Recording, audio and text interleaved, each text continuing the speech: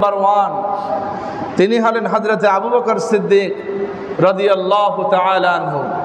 তার জীবনী সম্পর্কে আমি আপনাদের সামনে বলার চেষ্টা করব বিমাশিয়াতিল্লাহি তাআলা। আল্লাহর করে মেহমানবৃন্দ, হযরত আবু বকর সিদ্দিক রাদিয়াল্লাহু তাআলা আনহু হলেন নবী করিম সাল্লাল্লাহু আলাইহি ওয়াসাল্লামের একেবারে কাছের বন্ধু। একদিকে বন্ধু, আরেকদিকে শ্বশুর। হযরত মা আয়েশা রাদিয়াল্লাহু তাআলা আনহার আব্বাজান হযরত আবু বকর সিদ্দিক রাদিয়াল্লাহু তাআলা আনহু, যিনি রাসূল যেমন 63 বছর জীবিত ছিলেন, যিনি হায়াত পেয়েছেন বরাবর 63 বছর, যিনি রাসূলের সাথে অন্তত 20টা বছরের উপরে সঙ্গী সাথী ছিলেন, যেই রাসূলের সাহাবী হযরত আবু বকর সিদ্দিক রাদিয়াল্লাহু তাআলা আনহু সম্পর্কে আল্লাহর হাবিব বলেছেন, লাউ আত্তাখিযু খলিলান বা'দাল্লাহ লাত্তাখাযতু আবু বকর খলিলান। নবী করিম সাল্লাল্লাহু আলাইহি ওয়াসাল্লাম বলেছেন, আমি যদি আল্লাহ ব্যতীত কাউকে বন্ধুরূপে গ্রহণ করি, লাত্তাখাযতু আবু বকর, তাহলে আমি অবশ্যই আমার আবু বকরকে আমি বন্ধু হিসেবে গ্রহণ করব। সুবহানাল্লাহ, সুবহানাল্লাহ। আমাদের জন্য সবচেয়ে বড় বন্ধু, আমাদের অভিভাবক, আমাদের ওলি, আমাদের গার্ডিয়ান এক নম্বরে তিনি হলেন আমার আল্লাহ। আল্লাহ হলেন আমার মুনিব, আল্লাহ হলেন আমার পালনেওয়ালা রব, তিনি হলেন আমার এক নম্বর অভিভাবক। আল্লাহ হচ্ছেন আমাদের বন্ধু। আল্লাহ বলেছেন ঈমানদারদের বন্ধু হলেন আল্লাহ পাক। আল্লাহু ওয়ালিউল্লাযিনা আমানু, আল্লাহ হলেন ঈমানদারদের জন্য বন্ধু, আল্লাহ হলেন ঈমানদারদের জন্য অভিভাবক। আল্লাহ রাব্বুল আলামিন বলেন, যালিকা বিআন্নাল্লাহা মাওলাল্লাযিনা আমানু ওয়া আন্নাল কাফিরিনা লা মাওলা লাহুম। আল্লাহ বলেছেন, ঈমানদারদের বন্ধু আমি আল্লাহ, কিন্তু যারা আমাকে মানে না, আমাকে অস্বীকার করে কাফের, তাদের কোনো অভিভাবক নাই। নাউযু বিল্লাহি মিন যালিক। সম্মানিত হাজিরিন, আল্লাহর ঘরে মেহমানবৃন্দ, আল্লাহ রাব্বুল আমিন সূরা বাকারা, সূরা নিসার 69 নম্বর আয়াতের মধ্যে আল্লাহ পাক বলেন, আমার এবং আমার রাসূলের যদি তোমরা আনুগত্য করো, তাহলে আমি আল্লাহ এবং আমার রাসূলের যারা আনুগত্য করবে, তারা আমার পক্ষ থেকে নিয়ামত প্রাপ্ত হবে। সুবহানাল্লাহ। আল্লাহ পাক বলেন, وَمَن يُطِعِ اللَّهَ وَالرَّسُولَ فَأُولَئِكَ مَعَ الَّذِينَ أَنْعَمَ اللَّهُ عَلَيْهِمْ مِنَ النَّبِيِّينَ وَالصِّدِّيقِينَ وَالشُّهَدَاءِ وَالصَّالِحِينَ। আল্লাহ বলেছেন, আমি আল্লাহর এবং আমার রাসূলের যারা আনুগত্য করবে, তারা হলো নিয়ামত প্রাপ্ত। ফাউলাইকা মাআল্লাযিনা আনআমা আল্লাহু আলাইহিম, আল্লাহ এবং রাসূলের যারা আনুগত্য করেছে, তারা হলো মিনান নাবিয়িন ওয়াস সিদ্দিকিন ওয়াস শুহাদা ওয়াস সালিহিন। নবীরা, সত্যবাদীরা, শহীদগণ, নেককার বান্দাগণ।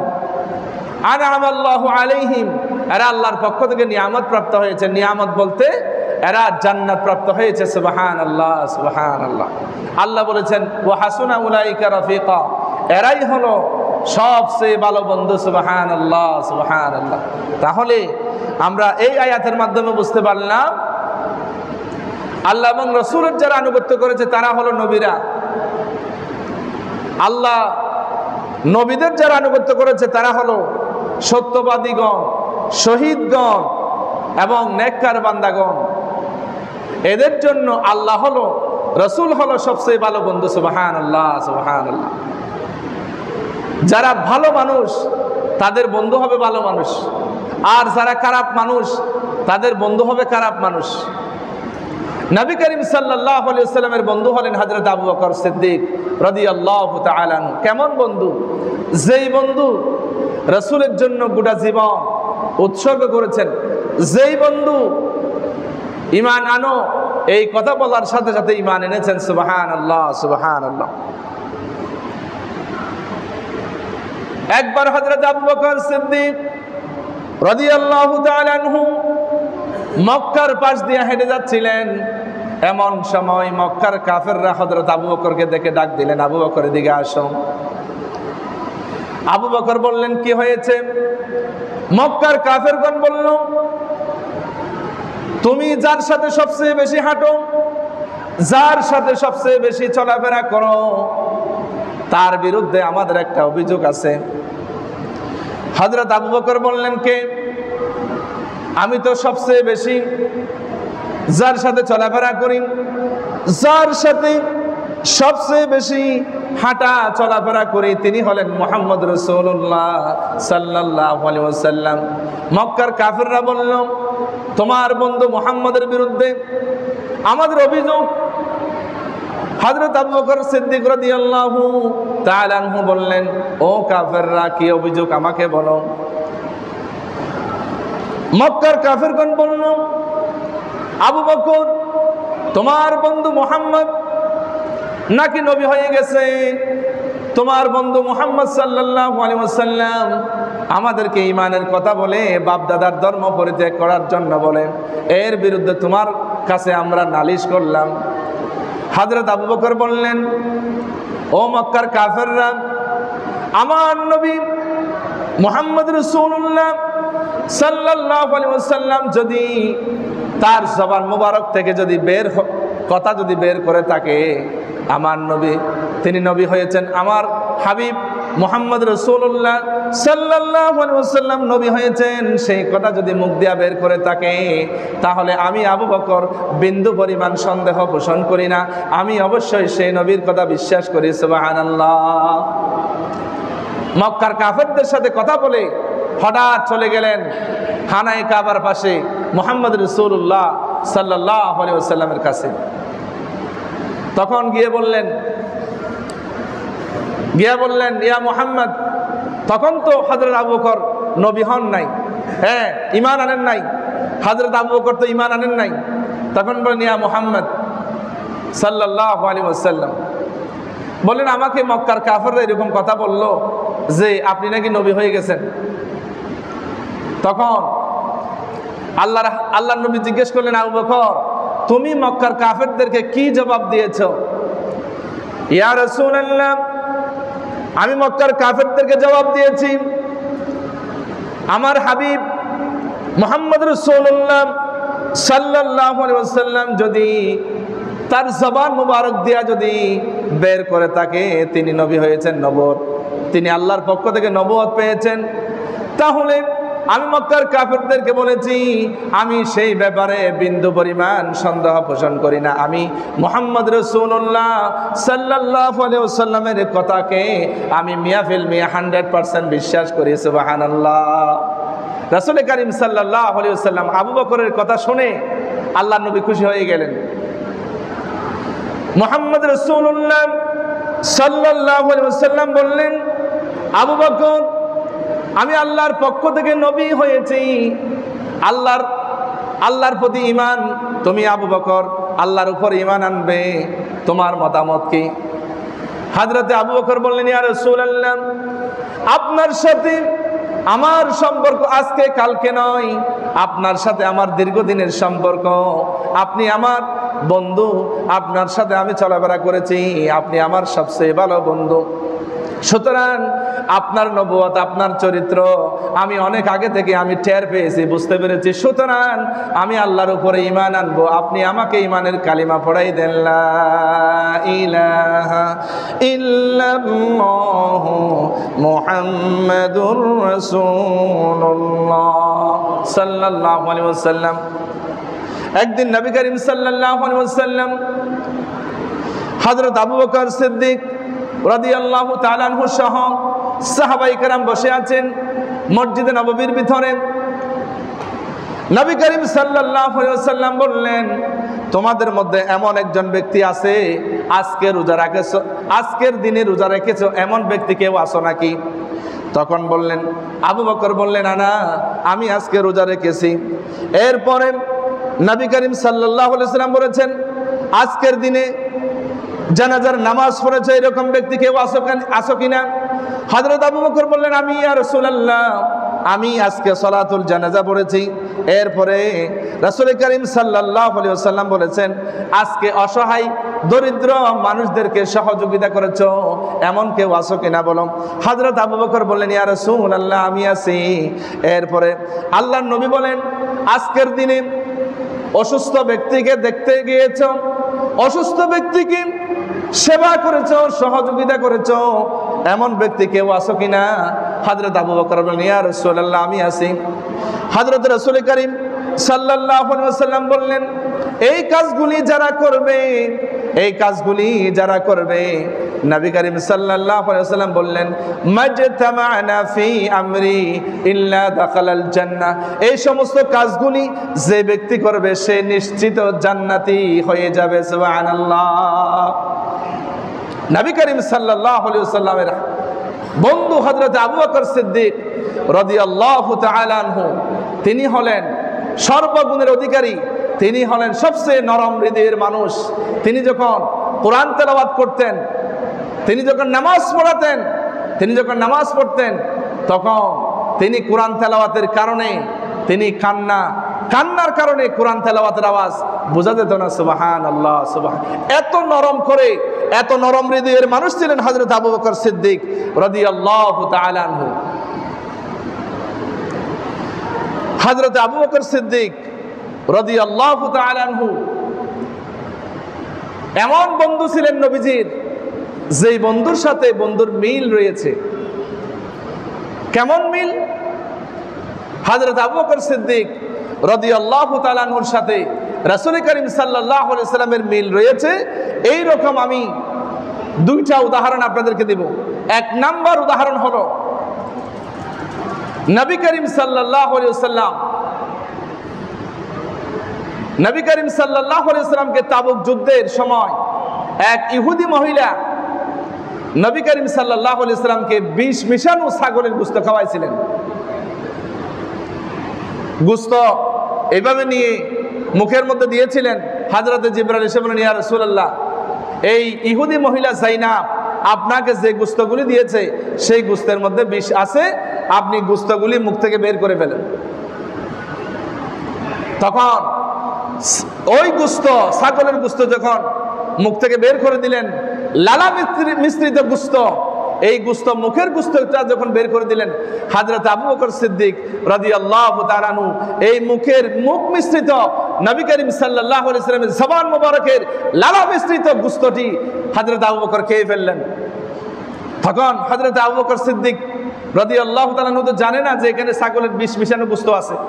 এখন কিছুটা বিষ ক্রিয়া নবী করিম সাল্লাল্লাহু আলাইহি ওয়াসাল্লামের পেট মুবারকের মধ্যে চলে গেল, যার কারণে হযরত মা আয়েশাকে বলতেন, হে আয়েশা, আমার শরীর ওই যে তাবুক যুদ্ধের মধ্যে মহিলা যে আমাকে বিষ মিশানো গোশত খাওয়াইছিল সেটার যন্ত্রণা আমি এখনো পর্যন্ত ভোগ করি। এবার হযরত আবু বকর সিদ্দিক রাদিয়াল্লাহু তাআলা আনহুর সাথে মিল কোথায় দেখেন? হিজরতের সময় হযরত আবু বকর সিদ্দিক রাদিয়াল্লাহু তাআলা আনহুকে বলেছিলেন, আবু বকর, আমি যখন মদিনায় হিজরত করব তোমাকে সঙ্গে নিয়ে হিজরত করব। যখন কাফেররা মক্কার মধ্যে রাসূল করিম সাল্লাল্লাহু আলাইহি ওয়াসাল্লামকে যখন ঘিরে ফেললো মারার জন্য, মেরে ফেলার জন্য, তখন হযরত জিবরাইল এসে বললেন, ইয়া রাসূলুল্লাহ, আপনি তাড়াতাড়ি মদিনায় হিজরত করুন। নবী করিম সাল্লাল্লাহু আলাইহি ওয়াসাল্লাম ঘুম থেকে উঠে এক মুষ্টি বালি হাতে নিলেন, দেখলেন সমস্ত কাফেররা চতুর্দিকে ঘিরে রয়েছে। আল্লাহর নবী এক মুষ্টি বালি হাতে নিয়ে ফু দিয়ে কাফেরদের মুখে নিক্ষেপ করলেন। এই আল্লাহর হাবিবের এক মুষ্টি বালি চতুর্দিকে, বাড়ির চতুর্দিকে আল্লাহ পাক সবার চোখের মধ্যে নিয়ে গেলেন। সবাই চোখ এভাবে কসলাইতে লাগলো। ফাঁক দিয়া নবীজি বের হয়ে হযরত আবু বকর সিদ্দিক রাদিয়াল্লাহু তাআলা আনহুর বাড়িতে যাচ্ছেন। পথের মধ্যে আল্লাহ পাক বললেন, হে হাবিব, আপনি যখন বালি নিক্ষেপ করেছেন, শুধু আপনি নিক্ষেপ করেছেন, কিন্তু এই বালিগুলি কাফেরদের মুখে পৌঁছাই দেওয়ার জন্য আমার কুদরত কাজ করেছে। সুবহানাল্লাহ, সুবহান। আল্লাহ পাক বলেন, ওয়ামা রামাইতা ইয রামাইতা ওয়ালাকিন্নাল্লাহা রামা। আল্লাহ বললেন, হে নবী, আপনি যখন বালিকণা নিক্ষেপ করেছিলেন, আপনি নিক্ষেপ করেন নাই, এটা আমি আল্লাহ কুদরতের মাধ্যমে নিক্ষেপ করেছি। সুবহানাল্লাহ। রাসূল করিম সাল্লাল্লাহু আলাইহি সাল্লাম সুজা আবু বকরের বাড়িতে গিয়ে নক করলেন, আবু বকর। একটা ডাক দেওয়ার সাথে সাথে আবু বকর দরজা খুলে দিল। আল্লাহ নবী বললেন, আবু বকর, তুমি ঘুমাও নাই? তখন আবু বকর বললেন, ইয়া রাসূলুল্লাহ, আপনি বলেছেন আমাকে নিয়ে হিজরত করবেন। আমি সেই দিন থেকে আল্লাহর নামে কসম করে বলি, আমি রাতের বেলা কোনোদিন আমি বিছানায় আরাম করে ঘুমাই নাই। কখন রাতের বেলা কোন সময় আপনি এসে আমাকে ডাকেন, যদি আপনি আমাকে এসে ডাকেন, আবু বকর, আবু বকর, আপনার কষ্ট হবে বিদায় আমি রাতের বেলা কোনোদিন আমি রাতের বেলা হেলান দিয়ে আরাম করে ঘুমাই নাই। আমি দরজার সাথে হেলান দিয়ে রাতের বেলা আমি ঘুমিয়েছিলাম। সুবহানাল্লাহ, সুবহানাল্লাহ। এই হলো রাসূলের প্রতি মহব্বত। হযরত আবু বকর সিদ্দিক রাদিয়াল্লাহু তাআলা আনহু, হযরত আবু বকর সিদ্দিক রাদিয়াল্লাহু তাআলা আনহুকে সঙ্গে নিয়ে যখন যাচ্ছেন মক্কা থেকে মিসফালার ভিতর দিয়া জাবালে খেদুয়ার উপর দিয়া যখন পাহাড় পাড়ি দিয়ে যখন গারে সুর তিনি যখন একটা গর্তের কিনারায় গেলেন, তখন হযরত আবু বকর বললেন, ইয়া রাসূলুল্লাহ, এত লম্বা উঁচা পাহাড় গারে সুর আপনারা দেখছেন, যেখান থেকে উপর দিকে তাকালে আপনার মাথার টুপি পড়ে যাবে, এইরকম উঁচা পাহাড়। হযরত আবু বকর বলেন, ইয়া রাসূলুল্লাহ, আপনি আমার গর্দানের উপরে উঠুন, আমি আপনাকে নিয়ে আমি এই পাহাড়ে উঠব। এরপরে রাসূল করিম সাল্লাল্লাহু আলাইহি সাল্লামকে নিজের কাঁধের উপরে নিয়ে সেই গর্তের সামনে যখন গেলেন, হযরত আবু বকর বলেন, ইয়া রাসূলুল্লাহ, এই গর্তের ভিতরে সাপ বিচ্ছু থাকতে পারে, আগে আমি ঢুকবো, কারণ আমি বেঁচে থাকতে আল্লাহর হাবিবের গায়ে আঘাত করবে, দংশন করবে। আমি আবু বকর বেঁচে থাকতে আল্লাহর সামনে আমি কি জবাব দেব, সেজন্য আমি আপনাকে আমার জীবন দিয়ে পাহারা দেব। সুবহানাল্লাহ, সুবহানাল্লাহ। এরপরে হযরত আবু বকর সিদ্দিক গুহার ভিতরে ঢুকে পরিষ্কার করে বললেন, ইয়া রাসূলুল্লাহ, আপনি তশরিফ আনেন। এরপরে রাসূল করিম সাল্লাল্লাহু আলাইহি ওয়াসাল্লাম বললেন, আবু বকর, অনেকখানি পথ হাঁটার কারণে আমি ক্লান্ত হয়ে গেছি, আমি তোমার উরুর উপরে, তোমার পায়ের উপরে আমি একটু আরাম করি, ঘুমাইয়ে যাই।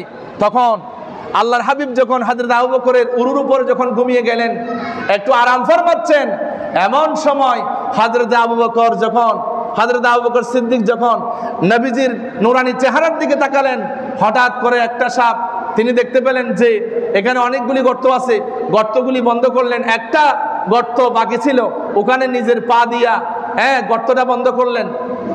একটা বিষধর সাপ, বিষাক্ত সাপ এসে হযরত আবু বকরের পায়ের মধ্যে কামড় দিল। কামড় দেওয়ার কারণে চোখের পানি পড়ে যখন নবীজির ঘুম ভেঙে গেল, তখন নবীজি বললেন, আবু বকর, তুমি হঠাৎ করে কান্না শুরু করে দিলে কেন? তোমার বাড়ির কথা, স্ত্রীর কথা মনে পড়েছে মনে হয়। হযরত আবু বকর বললেন, ইয়া রাসূলুল্লাহ, ওই আল্লাহর নামে শপথ করে বলি, যেদিন থেকে আমি মুসলমান হয়েছি, আপনার উপরে ঈমান এনেছি, সেই দিন থেকে আমার স্ত্রী, পুত্র, পরিবার পরিজন, আমি সবার চেয়ে আপনাকে মোহাব্বত করি। সুবহানাল্লাহ। আল্লাহর নবী বললেন, তাহলে কান্না করো কেন? হযরত আবু বকর বললেন, ইয়া রাসূলুল্লাহ সাল্লাল্লাহু আলাইহি ওয়াসাল্লাম, আপনি যখন ঘুমিয়ে গিয়েছিলেন, গর্তের ভিতরে অনেকগুলি গর্ত দেখা যাচ্ছে, এই ছিদ্রগুলি বন্ধ করতে গিয়া একটা বিষধর সাপ আমাকে কামড় দিয়েছে। নবীজি এই কথা শুনে সাথে সাথে মুখের লালা মুবারক বের করে হযরত আবু বকরের দংশনের জায়গার মধ্যে যখন লাগিয়ে দিলেন, সাথে সাথে বিষটা পানি হয়ে গেল। সুবহানাল্লাহ। আরেকটি হাদিসের মধ্যে আছে যে ওই সাপটি হলো ওই মূসা আলাইহিস সালাতু ওয়াস সালামের জামানার সাপ। তাওরাত কিতাব, ইহুদিদের কিতাবের মধ্যে পেয়েছিলেন যে একজন শেষ নবী আসবেন মক্কায়, ওই নবী মক্কার এই পথ দিয়ে হিজরত করবেন এবং এই গর্তের ভিতরে 3 দিন পর্যন্ত অবস্থান করবেন। এই কথা শুনে ওই সাপ 100 বছর বয়স সেই সাপের সেই সাপ ওই নবীর জন্য ইন্তজার করেছেন। সুবহানাল্লাহ, সুবহানাল্লাহ। ওই সাপটি মুখের ভিতরে সামনে এসে আল্লাহ নবীর হুকুমে সামনে এসে বলেন, ইয়া রাসূলুল্লাহ, আমি আজকে 100 বছর পর্যন্ত আপনার জন্য অপেক্ষা করেছি, আপনি আসবেন, আপনার একটু জিয়ারত করার জন্য, দিদার পাওয়ার জন্য আমি অপেক্ষা করেছি, কিন্তু আপনার সাহাবী, আপনার বন্ধু আবু বকর আমাকে আসাতে বাধা দিয়েছে, বিদায় আমি একটা কামড় দিয়েছি। তখন ওই সাপ নবী করিম সাল্লাল্লাহু আলাইহি ওয়াসাল্লামের সাথে কথা বলে যখন চলে গেলেন, এই সাপ নবীজির সাথে কথা বলেছেন এবং নবীজির সাথে কথা বলেছেন। একটা হরিণী যখন মক্কার কাফেররা বেঁধে রাখলো, তখন পাশ দিয়ে যাওয়ার সময় বললেন, ইয়া রাসূলুল্লাহ, আমার জঙ্গলের মধ্যে বাচ্চা আছে, মুশরিকরা আমাকে বেঁধে রেখেছে। এই কথা শুনে মুশরিকদের সামনে মুশরিকদেরকে নবীজি বললেন, ঠিক আছে, এই হরিণীকে ছেড়ে দাও, তার বাচ্চাদেরকে দুগ্ধপান করানোর পরে আবার ফিরে আসবে, ততক্ষণ পর্যন্ত আমি মুহাম্মদ রাসূলুল্লাহ সাল্লাল্লাহু আলাইহি ওয়াসাল্লাম আমি জামিনদার থাকবো। সুবহানাল্লাহ। ওই হরিণী জঙ্গলের ভিতরে গিয়া বাচ্চাদেরকে দুগ্ধপান করানোর পরে বাচ্চাদেরকে হরিণী বলতেছে, ও আমার কলিজার টুকরা সন্তান, আমার বাচ্চারা, আমাকে আবার যেতে হবে, কারণ ওই মক্কার কাফেররা আমার হাবিবকে তারা জামিনদার হিসেবে আমি আল্লাহর হাবিবকে আমি সেখানে রেখে এসেছি, সুতরাং তোমাদেরকে ছেড়ে আমাকে আবার যেতে হবে। একটা ছোট্ট বাচ্চা, হরিণীর বাচ্চা বলতেছে, না আম্মু, তুমি যেতে পারবে না আমাদের কাছ থেকে, তুমি অনেকক্ষণ পরে আসছো, আজকে থাকতে হবে। অনেক বোঝানোর পরে ছোট্ট হরিণের বাচ্চাটিকে বোঝানোর পরে যখন আসতেছে এই হরিণী, এদিকে মুশরিকেরা বলতেছে, কিরে আজকে মুহাম্মদের আজকে কাণ্ড দেখবো, মুহাম্মদ নামের এই নাউজুবিল্লাহ পাগলের কাণ্ড আজকে দেখবো, হরিণ আবার গিয়ে আবার ফিরে আসে নাকি। তখন অনেকক্ষণ অপেক্ষা করার পরে হরিণ যখন আসতেছে, মক্কার কাফের অবাক হয়ে গেল। এরপরে এই হরিণী বলতেছে, ইয়া রাসূলুল্লাহ, আপনি আমাকে মাফ করে দিবেন, কারণ আমার বাচ্চাদেরকে দুগ্ধ খাওয়ানোর পরে আমার ছোট্ট বাচ্চাটি আমাকে আসতে দিচ্ছিল না, আমি ওই বাচ্চাকে অনেক অনুনয় বিনয় করার পরে আমি এসেছি, ইয়া রাসূলুল্লাহ, আমার দেরি হয়ে গেছে, আপনি আল্লাহর ওয়াস্তে আমাকে মাফ করে দিবেন। সুবহানাল্লাহ, সুবহানাল্লাহ। এই হলো নবীর চরিত্র, নবীর আদর্শ।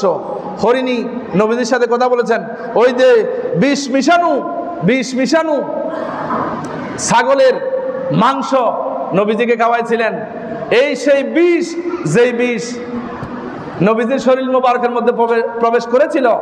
নবীজির সাহাবী হযরত আবু বকর সিদ্দিক রাদিয়াল্লাহু তাআলা আনহুর শরীরের মধ্যেও সাপের বিষ ছিল। এদিকে হযরত আবু বকরের সাথে নবীজির মিল রয়েছে। সুবহানাল্লাহ, সুবহানাল্লাহ। আরেকটা মিল হলো, নবী করিম সাল্লাল্লাহু আলাইহি ওয়াসাল্লাম যেদিন হিজরত করেছিলেন, ফিলিস্তিনের বাইতুল আকসার মধ্যে সমস্ত নবীদের মাঝে সম্মানিত করে আল্লাহর হাবিব ইমামতি করেছেন। ঠিক তেমনি আল্লাহর হাবিবের সাহাবী হযরত আবু বকর সিদ্দিক রাদিয়াল্লাহু তাআলা আনহু জীবিত অবস্থায়, অসুস্থ অবস্থায় দুনিয়ার সমস্ত সাহাবায়ে কেরামদের মাঝে হযরত আবু বকরকে মসজিদে নববীর ইমামতির দায়িত্ব দিয়ে সম্মানিত করেছেন। সুবহানাল্লাহ, সুবহানাল্লাহ। এইদিকে হযরত রাসূলের সাথে হযরত আবু বকরের মিল রয়েছে, এত সম্মান দিয়েছেন হযরতে আবু বকর সিদ্দিক রাদিয়াল্লাহু তাআলা আনহুকে। সুতরাং সম্মানিত হাজিরিন, আল্লাহর করে মেহমানবৃন্দ, একবার হযরতে মা আয়েশা রাদিয়াল্লাহু তাআলা আনহা পূর্ণিমা চাঁদের রাতে আল্লাহর হাবিব বসে আছেন, তখন হযরতে মা আয়েশা বলেন, ইয়া রাসূলুল্লাহ, এই যে আকাশের মধ্যে এতগুলি তারকা, এইরকম তারকা তো গোনার মতো কোনো সুযোগ নাই, এমন কি আপনার কোনো উম্মত আছে যার আমল ফেরেশতারা কোনোদিন গণনা করতে পারবে না? তখন নবীজি বললেন, আমার সাহাবী ওমরের আমল ফেরেশতারা গণনা করে শেষ করতে পারবে না। হযরত আয়েশা মনে করলেন মনে মনে আমার আব্বার নাম বলবে, কিন্তু ওমরের নাম যেহেতু নিল একটু মনটা খারাপ হয়ে গেছে। তখন হযরত রাসূল বললেন, আয়েশা, আমি তোমার মনের অবস্থা বুঝতে পেরেছি, তোমার আব্বার নাম কেন বলি নাই, ওমরের নাম কেন বললাম? শোনো আয়েশা, দুনিয়ার কোন সাহাবী কারো সাথে কোনোদিন আবু বকরের আমলের সাথে তুলনা চলবে না। সুবহানাল্লাহ, সুবহানাল্লাহ। এই কথা শুনে হযরত আয়েশা বলেন, ওমর, আপনার জন্য একটা সুসংবাদ আছে। কি সংবাদ? আল্লাহর হাবিব বলেছেন, আল্লাহ রাসূল বলেছেন যে আপনাকে আল্লাহ এত আমল দিবেন ফেরেশতারা গণে শেষ করতে পারবে না। তখন এই কথা শুনে কিন্তু হযরত আয়েশা বললেন, ওমর, কিন্তু আমার আব্বার এমন একটি আমল আছে যেই আমলের সাথে তোমার কোনো আমল তুলনা চলবে না। সেই আমলটি হলো ওই যে রাসূল করিম সাল্লাল্লাহু আলাইহি ওয়াসাল্লামের সাথে আবু বকর যে হিজরত করেছিলেন, 3 দিন 3 রাত পর্যন্ত যে একটা গুহার ভিতরে আশ্রয় নিয়েছিলেন, সেই রকম নেকি ওমরের জীবনের সমস্ত পাল্লা ওজন দিলেও একটা রাতের আবু বকরের আমলের সমান হবে না। সুবহানাল্লাহ। এইটা শুনে হযরত আবু বকরের কাছে দৌড় দিলেন, ইয়া খলিফাতুল মুসলিমিন, হে আবু বকর, আমার জীবনের সমস্ত আমলগুলি দিয়ে দেব। আপনি যে আল্লাহর হাবিবের সাথে ওই যে গুহার ভিতরে 3 দিন ছিলেন, জাবালে সূরের ভিতরে একটা রাতের আমল আপনি আমাকে দিয়ে দেন। সুবহানাল্লাহ, সুবহানাল্লাহ।